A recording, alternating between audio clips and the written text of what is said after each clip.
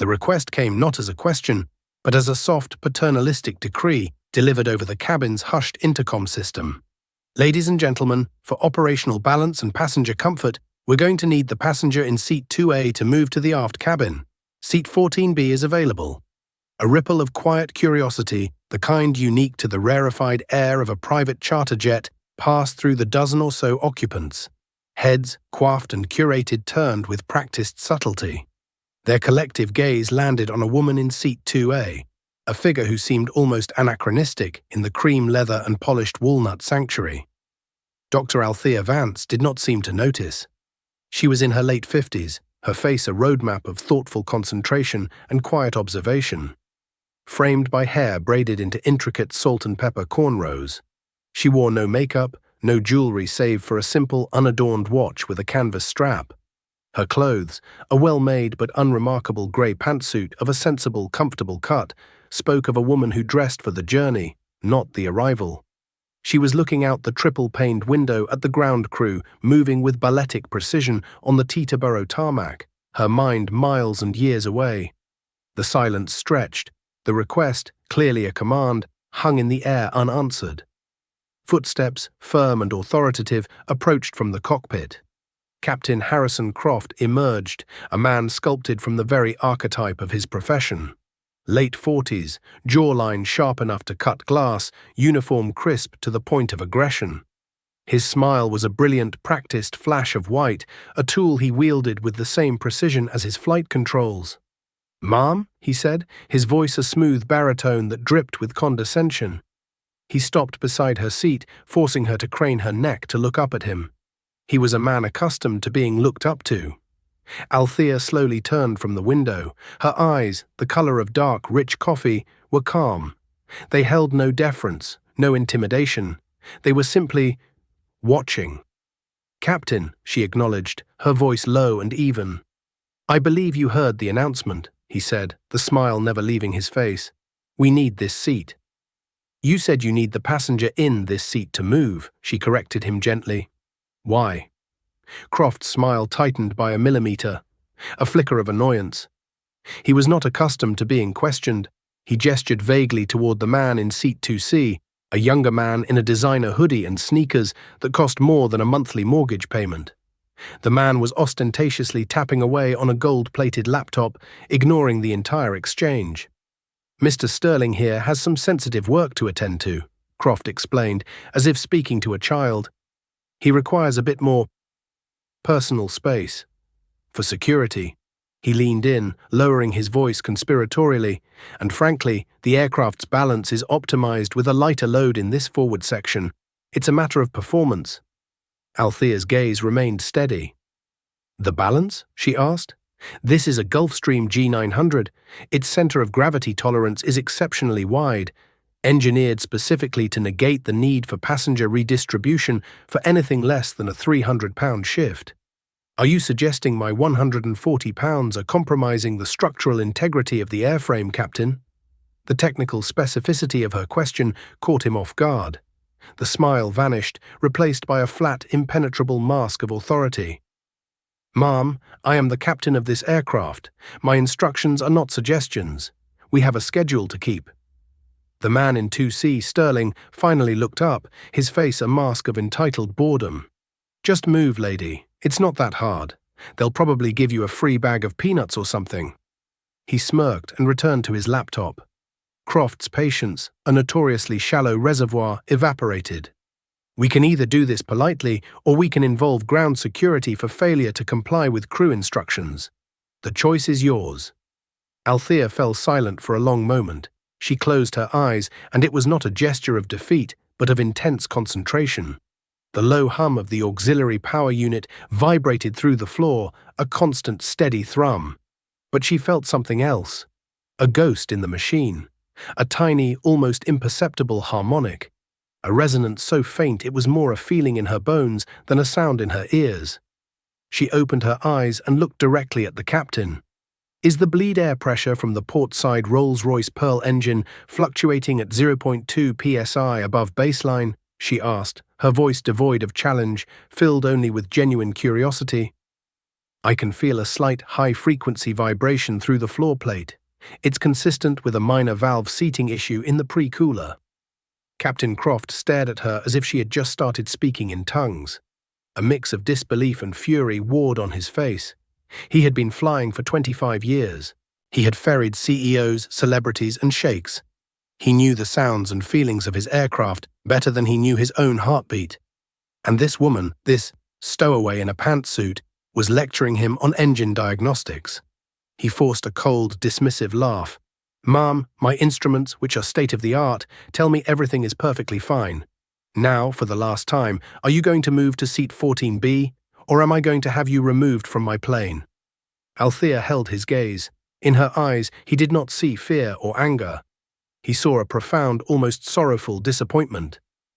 "You're right, Captain," she said softly. "It's your plane." She stood up, her movements fluid and unhurried. She was not flustered. She was not ashamed. She reached for her carry-on from the overhead bin, a simple worn canvas satchel with no designer logo in sight. As she did, her sleeve rode up, revealing the plain canvas-strapped watch on her wrist.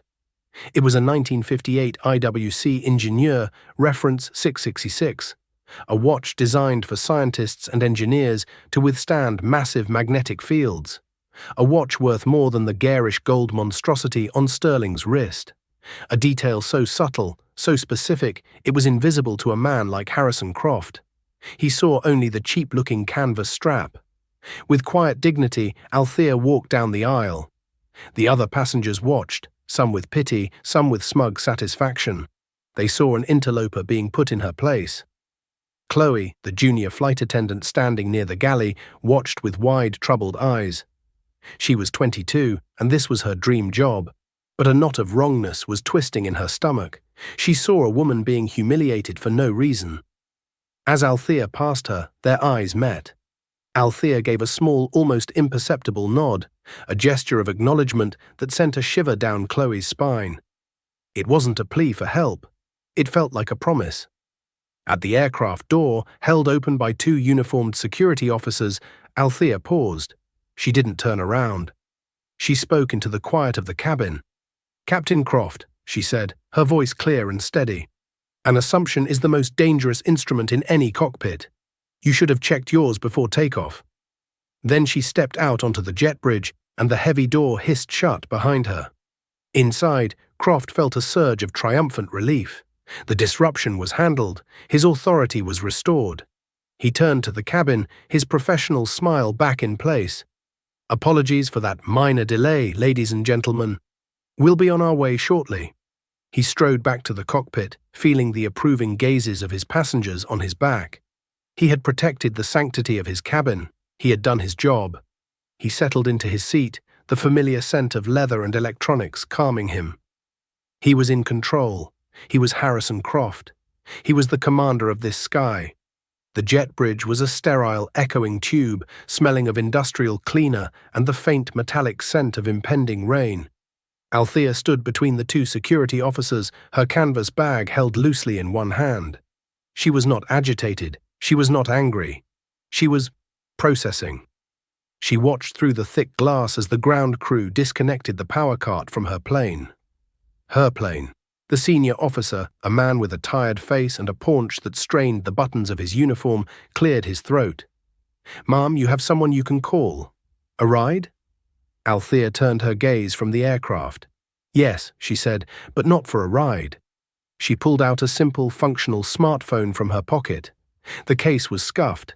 She tapped the screen once, opening a contacts list with only 3 entries. None of them had names. They were labeled simply Helios, Prometheus, and Nightingale. She pressed Helios. The phone rang twice before a voice answered, a voice that was preternaturally calm and alert, as if it never slept. "Dr. Vance." "Marcus," Althea said, "it's me." There was no surprise in his voice, only a focused intake of breath. "Status?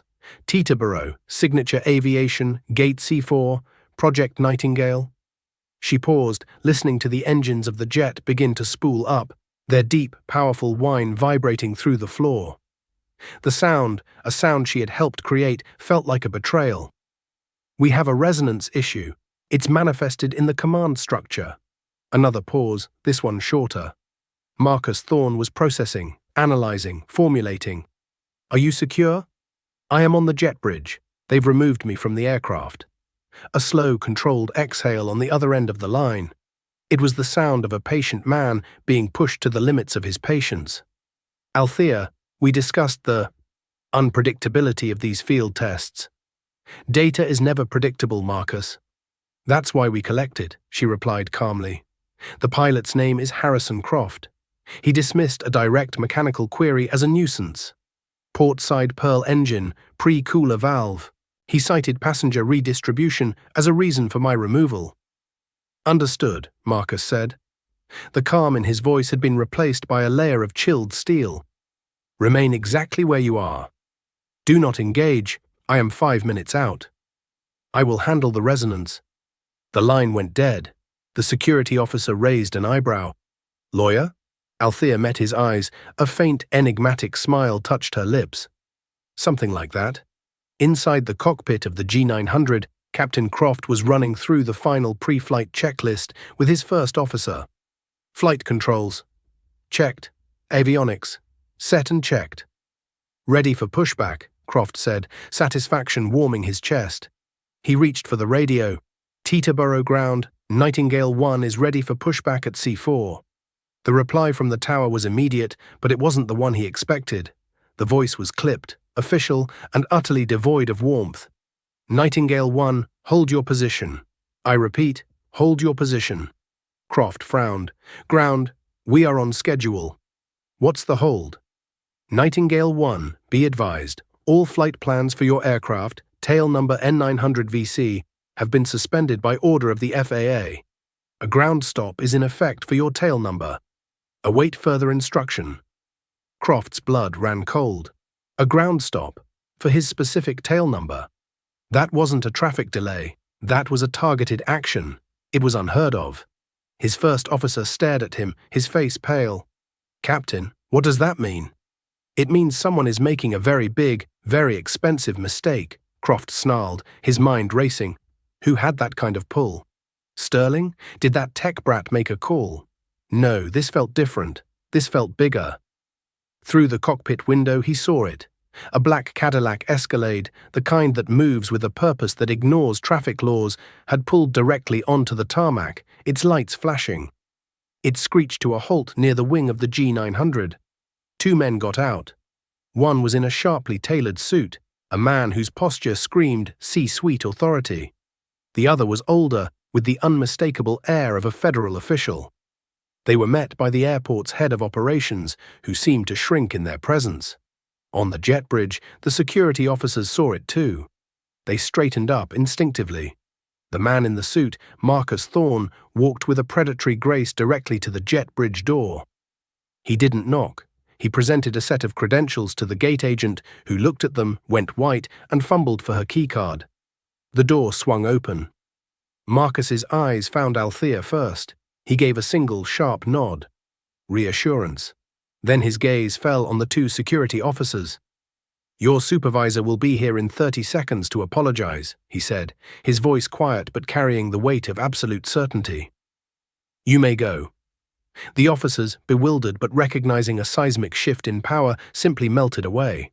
Marcus turned to Althea. The plane is grounded. The FAA is on site. The charter company's executive VP is having a panic attack on my conference call. He paused, his expression softening for a fraction of a second. Are you all right? I'm fine, Marcus, she said, just disappointed. She looked back at the aircraft. The engines, which had been at a low, impatient idle, began to spool down. The powerful whine descended into a defeated hum, then silence. Good, he said. Let's go correct the captain's instrumentation. The cabin door of the G900 opened with a soft hydraulic sigh. Every head snapped towards the sound. The passengers, who had been murmuring with impatient confusion, fell silent. Althea Vance stepped inside. She was not escorted. She was not contrite. She walked with a quiet, unshakable certainty that seemed to alter the very pressure in the cabin. Behind her stood Marcus Thorne and a grim-faced man with an FAA badge clipped to his jacket. Captain Harrison Croft, who had just unbuckled himself to investigate the engine shutdown, froze in the aisle. The color drained from his face. This was impossible. This was a breach of every protocol he held sacred. "You are not authorized to reboard this aircraft," he boomed, his voice tight with fury and a creeping dread. "This is a federal offense." Althea didn't even look at him. Her eyes scanned the cabin, taking in the shocked faces, the dawning confusion. Her gaze settled on Chloe, who was standing frozen by the galley, a water pitcher trembling in her hand. Althea offered her a small, warm smile. "It's all right, dear. You can put that down." Chloe, mesmerized, did as she was told. Croft took a step forward, his fists clenched. "I am the captain here. I order you to leave my aircraft immediately." Finally, Althea turned her full attention to him. Up close, he saw what he had missed before. It wasn't poverty in her simple clothes. It was a complete and utter indifference to opulence. It wasn't weakness in her calm demeanor. It was a control so absolute it required no volume. "Captain Croft," she began, her voice still low, yet it resonated through the dead silent cabin like a judge's gavel. "Let's clarify a few things. First, you are not the captain of this aircraft. As of 90 seconds ago, you are a passenger. A grounded passenger." She took a step closer. "Second, and more importantly, this was never your aircraft to begin with." She paused, letting the words hang in the air, letting the full weight of them settle on every person in the cabin. Sterling, the tech bro, had lowered his gold laptop, his smug expression replaced by one of dawning horror. Althea gestured to Marcus. "Captain Croft, allow me to introduce Marcus Thorne, CEO of the Helios Group, the holding company that owns Stratos Jet, the charter service you work for." A collective gasp went through the cabin. Croft's jaw went slack. "And as for me," Althea continued, her voice as precise as a laser, "my name is Dr. Althea Vance. I am the founder and chief design engineer of Vance Aerospace. My company designed, built, and owns this plane. This is the prototype G900, tail number N900 VC. VC for Vance class. We call her Nightingale." She let that sink in. The silence was so profound, the sound of the air circulation system seemed like a roar. "I was conducting a final anonymous shakedown cruise before the model's public launch, a quality control inspection of both the machine and the service," she said, her eyes boring into Croft's. "You, Captain, are the quality I found." She turned to the FAA official. "Mr. Davies, please make a note in your report. At 14:22 hours, I alerted the pilot to a potential harmonic resonance in the portside engine, possibly related to a pre-cooler valve. I gave him a specific diagnostic marker, a 0.2 psi pressure fluctuation. He dismissed it as nonsense from a passenger he deemed unqualified to have an opinion." The official, Davies, nodded grimly. He was holding a tablet, and on the screen a line graph showed a tiny but persistent flutter. "The telemetry confirms it, Doctor. It's exactly as you described. Subtle enough to be missed on a standard check, but a clear deviation from the baseline." Althea's gaze returned to Croft, who now looked like a statue carved from ice. He was white, rigid, and utterly broken. "Your job, your only job, is to listen," Althea said, the disappointment in her voice now edged with a cold fire. "You listen to your instruments, you listen to your crew, and you listen to your passengers, because you never, ever know who is on your plane. You failed to listen because you were too busy looking. You saw a black woman in a simple suit, and you saw a problem to be moved, a piece of cargo to be shifted for the comfort of a man with a gold laptop." She gestured down the aisle. "You are relieved of command, you will be deplaned, and you will be interviewed. Mr. Thorne will handle the details of your severance from my charter company." She then walked past him, her steps measured and sure. She stopped beside Chloe, who looked as if she might faint. Althea placed a gentle hand on her arm. "You looked concerned," she said softly. "Your instincts were correct. Never let anyone train you out of that." She then addressed the entire cabin. "My apologies, ladies and gentlemen. This flight is cancelled. My team will arrange for alternate transportation for you.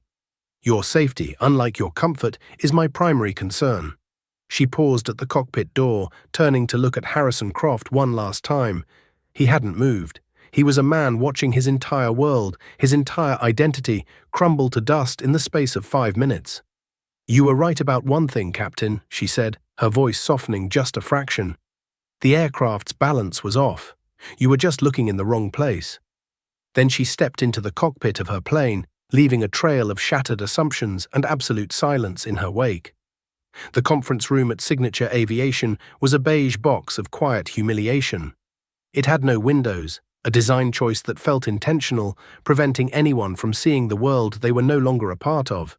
The air was thick with the scent of stale coffee and fear. Harrison Croft sat at one end of a long, polished table. His uniform jacket was off, slung over the back of his chair like a shed skin.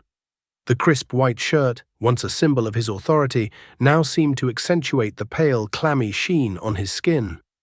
He stared at the wood grain of the table, tracing its patterns with his eyes, focusing on anything but the two people at the other end. Dr. Althea Vance sat opposite him, calm and composed, a simple legal pad and pen before her. Beside her, Marcus Thorne scrolled through a tablet, his expression impassive, a surgeon reviewing a patient's chart before a difficult but necessary amputation. For 10 minutes, no one had spoken. The only sound was the faint hum of the fluorescent lights above. It was a silence designed to unravel a man, and it was working perfectly on Croft. Finally, Althea spoke, her voice even and measured. "Captain Croft, do you understand why you're here?" Croft swallowed. His throat was dry. I made a mistake. I removed a passenger without cause." "That is the what, Captain," she replied. "I am interested in the why. Why did you decide I needed to be moved?" He hesitated, the gears of justification and self-preservation grinding in his mind. "It was an operational decision. For passenger comfort and aircraft balance." The words sounded hollow and absurd, even to his own ears. Marcus looked up from his tablet, his eyes cold. The flight data recorder shows the plane's center of gravity was well within 0.5% of optimal. The balance excuse was a fabrication. "Let's not waste time with fictions, Mr. Croft. Dr. Vance asked you a question." Croft's hands, resting on the table, curled into fists. He felt trapped, exposed. "The other passenger, Mr. Sterling, he's a high-value client. He requested the space." "He is a high-value client of Stratos Jet, a company I own," Althea stated flatly. "His comfort does not supersede the rights of another passenger, nor does it supersede flight safety. Let me ask you again. Why me? Why was I the one chosen to be inconvenienced?" The question hung in the air, demanding a truth he had never allowed himself to articulate. He had built his career, his entire identity, on a foundation of snap judgments. He could spot new money from 50 paces. He could tell a seasoned traveler from a tourist by the scuffs on their shoes.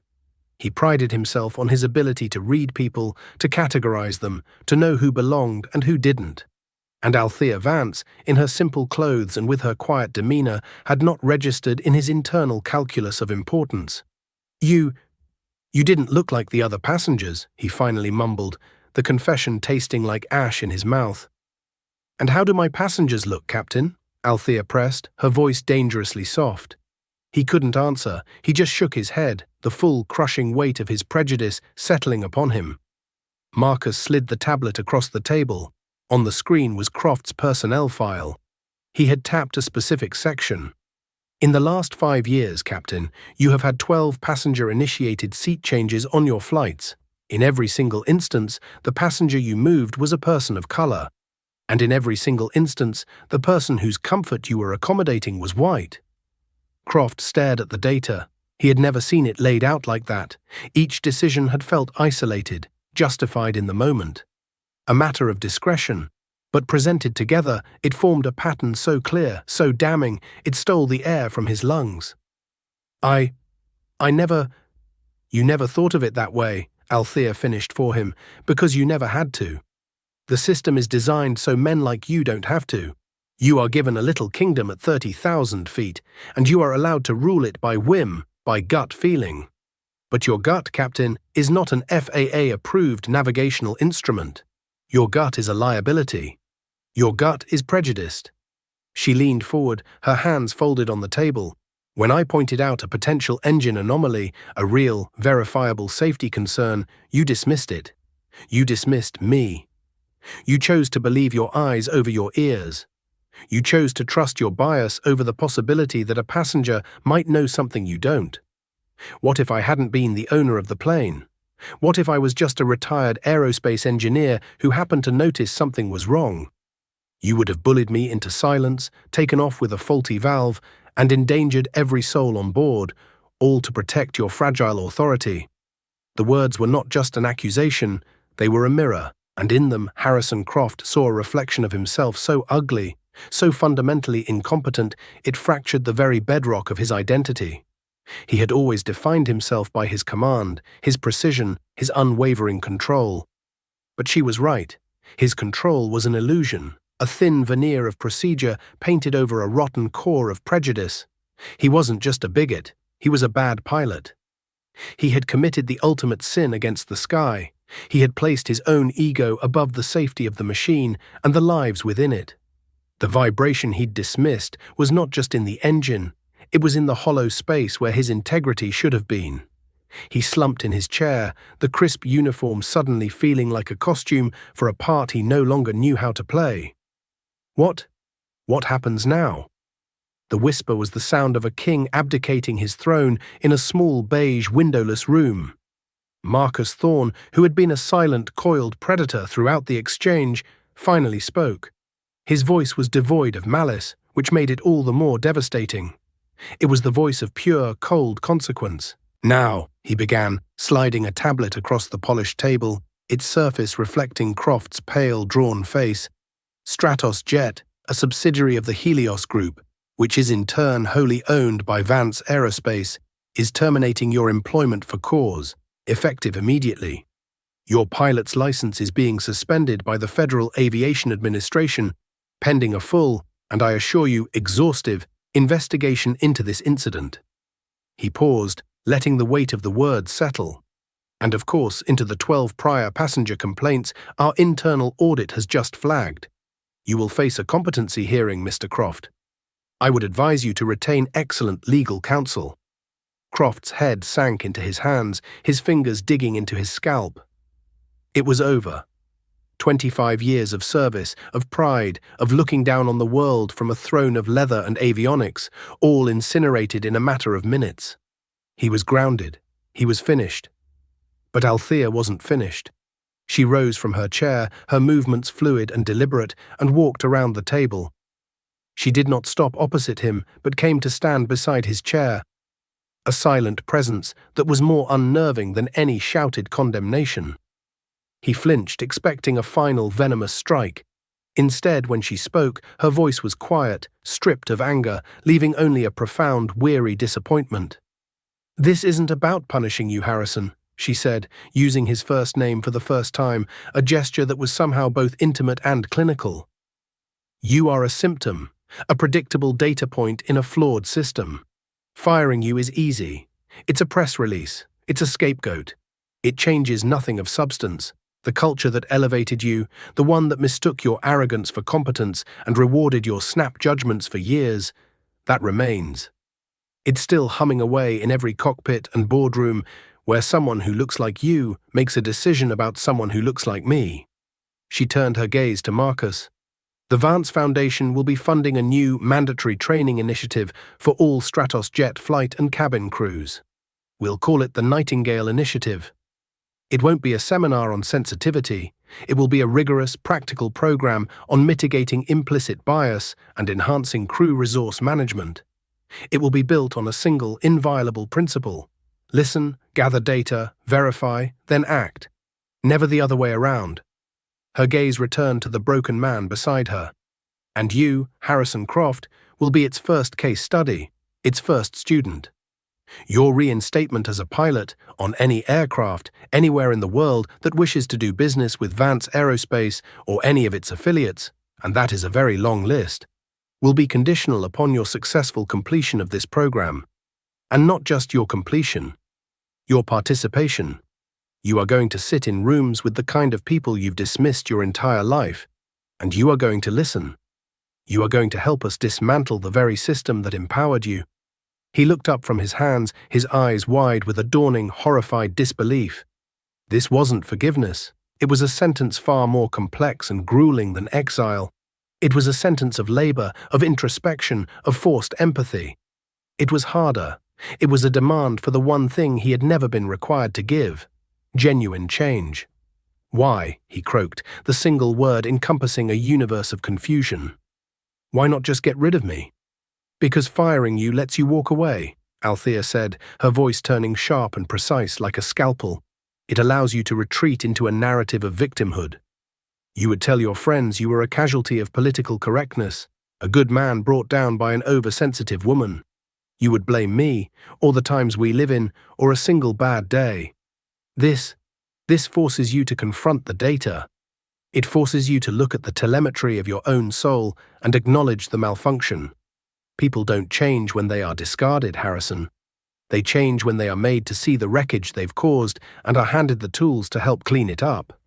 She walked toward the door, her simple shoes making no sound on the corporate carpet.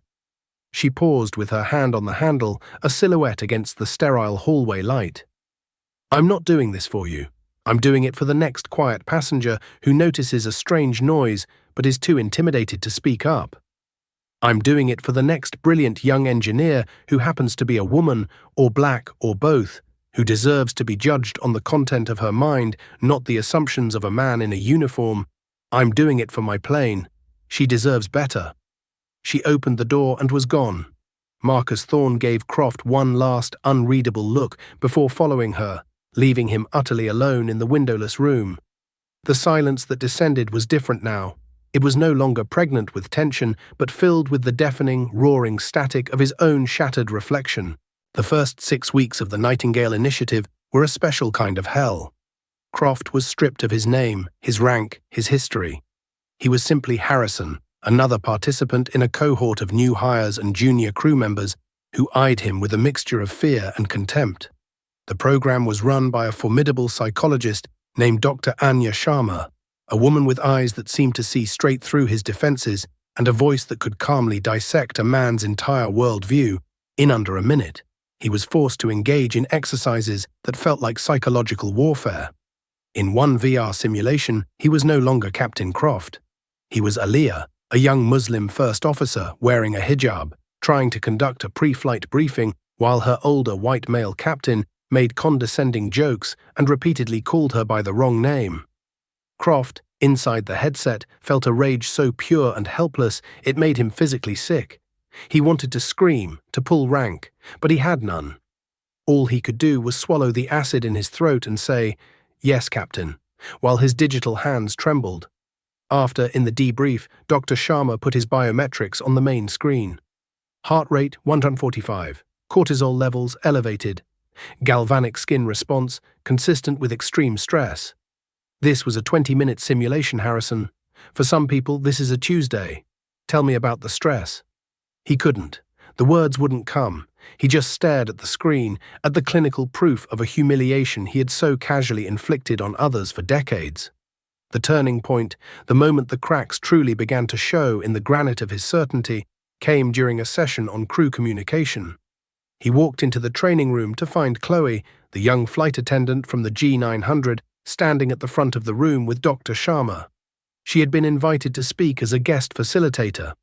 She wore a simple, professional dress, and she stood with a confidence that was entirely new.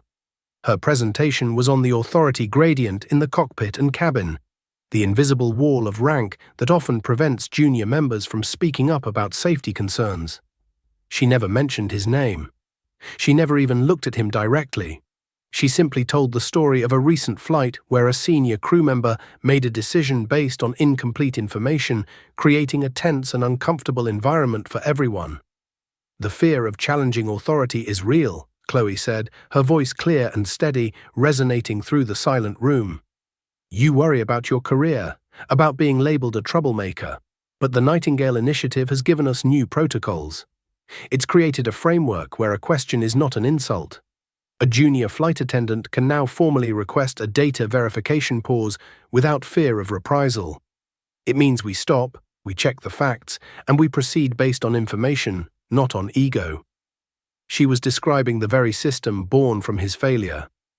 He was listening to a young woman he had terrified into silence explain to a new generation of crew how she had been empowered by his disgrace. It wasn't an attack. It was worse. It was progress. He was a fossil, a relic of an old way of thinking, and the world was evolving right in front of him, using his mistakes as the catalyst. After the session, as he was gathering his things, she approached him. He braced himself, expecting a final righteous condemnation. "Mr. Croft," she said, her tone neutral. "Harrison," he corrected her, his voice rough. "Just Harrison." She nodded. "Harrison, Dr. Sharma has us journaling as part of this. I've been writing a lot about that day. About being scared. And I realized something. You didn't just see Dr. Vance as unimportant. You saw me as invisible. I was just part of the furniture of the plane." He could only nod, the truth of it a fresh wound. "I'm not invisible anymore," she said, not with anger, but with a simple, profound certainty. "I just wanted you to know that." She walked away, leaving him with a feeling heavier than guilt. It was the burden of consequence, the slow, dawning realization that his actions had not just been wrong, but had been an obstacle to the competence and courage of others. While Croft was being deconstructed and rebuilt, Althea was building. Marcus found her not in her sprawling minimalist office overlooking the city, but in the cavernous, brightly lit R&D hangar, a place that smelled of ozone, hot metal, and possibility. She was on a rolling stool, her hair tied back, deep in conversation with a small group of interns. Spread across a workbench were schematics for a new, hyper-efficient turbine blade. And in the center of the group, pointing to a complex fluid dynamics equation on a monitor, was Chloe. Althea had not just offered her a scholarship, she had taken her on as a personal project. She saw in the young woman's meticulous flight notes a mind that saw systems, not just tasks. She was teaching Chloe not just aerospace engineering, but how to think like an architect of the future. Marcus waited until the interns dispersed, chattering excitedly. "The Q3 reports on the initiative are in," he said, approaching the workbench. "Engagement is up. Anonymous feedback shows a 90% approval rating from junior crew. The old guard is still grumbling, but they're complying. And Croft, he's showing signs of actual neuroplasticity. Dr. Sharma thinks he might even be salvageable." Althea wiped a smudge of graphite from her cheek with the back of her hand. "Good. Learning is a painful process. It means the rewiring is taking." "The board is asking about monetization," Marcus said, shifting topics. "We've invested 8 figures in this program. Competitors are sniffing around, trying to figure out what we're doing. They want to package and sell it. The Nightingale method. They see it as a new profit center." Althea finally looked up from the schematics, her dark eyes focused and intense. She gestured to the massive, half-assembled engine prototype hanging from a gantry nearby. "That is my profit center, Marcus. That engine will run 10% cooler and 5% more efficiently than anything else in the sky. My competitive advantage is that I build better machines." She stood up and walked toward the engine, running a hand along its cool titanium housing. "The Nightingale initiative isn't a product. It's an operating system update for the entire industry. You don't sell the update. You give it away to ensure the hardware runs properly. My planes are the hardware. I have no interest in making a profit from teaching people basic decency and professional rigor. That should be the cost of entry." She turned back to him, a wry smile playing on her lips. "Draft a press release. As of next quarter, Vance Aerospace is making the entire curriculum of the Nightingale Initiative open source. We will offer it, free of charge, to any airline or charter service that wants it. We'll even help them implement it. Let the entire industry see what happens when you start measuring what truly matters." Marcus stared at her for a long moment, then slowly broke into a grin. "You enjoy this, don't you? Disrupting things." "I'm an engineer, Marcus," she replied, her gaze returning to the beautiful, complex machine before her. "It's my job to identify inefficient systems and replace them with something better. That applies to engines, and it applies to people." A year and a half after he was ejected from his own cockpit, Harrison Croft sat in the first officer's seat of a small corporate jet, flying a turbulent approach into Aspen. He was no longer a captain. He was a probationary pilot, flying shorter, less glamorous routes, his every move scrutinized. Part of his reinstatement required him to write detailed post-flight reports, focusing not just on mechanical data, but on human factors, crew interactions, passenger moods, his own decision-making processes. He was being retrained to see people as crucial data points, not as cargo. A young family boarded late, the mother flustered and struggling with a bulky car seat, while her two toddlers verged on a full-blown meltdown. A man in the front row, clearly a high-value client, sighed theatrically and tapped the face of his platinum watch. The old Croft would have felt a surge of irritation, seeing the family as an unprofessional delay, an annoyance to the important man. The new Croft felt a flicker of something else. He saw the overloaded system, a stressed mother, overtired children, a poorly designed piece of safety equipment, and rising cabin anxiety. He unbuckled himself. "Be right back," he said to his captain. He walked into the cabin and approached the mother, his movements calm and unhurried. "Looks like you've got your hands full," he said, his voice gentle. "Those things can be tricky. Mind if I give you a hand? I've installed a few in my time." The woman looked up, her eyes wide with a mixture of surprise and profound relief. Together, they wrestled the seat into place. He showed her how to use his knee to get the last bit of leverage to tighten the belt, a trick he'd learned from installing his own daughter's seat years ago, a memory he hadn't accessed in a decade. He even managed to get a gummy smile from one of the toddlers by making a silly face. As he walked back toward the cockpit, the man with the platinum watch caught his eye. The man's expression was no longer impatient. It was thoughtful. "Nice work, pilot," he said quietly. Croft just nodded. "We all want to get there safely, sir." He settled back into his seat, the familiar scent of leather and electronics a comfort. He looked out at the snow-capped mountains, at the complex tapestry of clouds and wind he had to navigate. The flight was bumpy, the instruments flickering with constant updates. The aircraft was not in a state of perfect balance. It was in a constant, dynamic state of correction and adjustment. And for the first time in his life, he understood that balance wasn't a static state of being. It was the process itself. Thousands of miles away, on a crisp autumn morning at Teterboro, Dr. Althea Vance boarded the Nightingale. The cabin was exactly as she'd left it, a sanctuary of quiet, understated elegance. The new captain, a sharp, observant woman named Rain, who was one of the first and most vocal champions of the initiative, greeted her warmly at the door. Althea took her seat. 2A. A moment later, Chloe, on a break from her university classes to log flight hours, came back from the cockpit, a tablet in her hand. She wore the uniform of a first officer now, and it fit her perfectly. "Pre-flight is complete, Dr. Vance," she reported, her voice ringing with a confidence that had been forged, not just given. "Captain Rain says the telemetry is perfect. Not a single resonance flutter on either engine." Althea looked at the brilliant young woman standing before her, a living embodiment of potential unlocked. Then she turned her gaze out the triple-paned window at the ground crew, moving with their familiar, balletic precision. "Good," Althea said, a small, satisfied smile touching her lips. "The machine was always sound. We just had to retune the operators." The jet bridge pulled away, and the powerful Rolls-Royce Pearl engines, her engines, began to spool up. The sound was a deep, powerful, and perfectly harmonic hum, a promise of the clear skies ahead.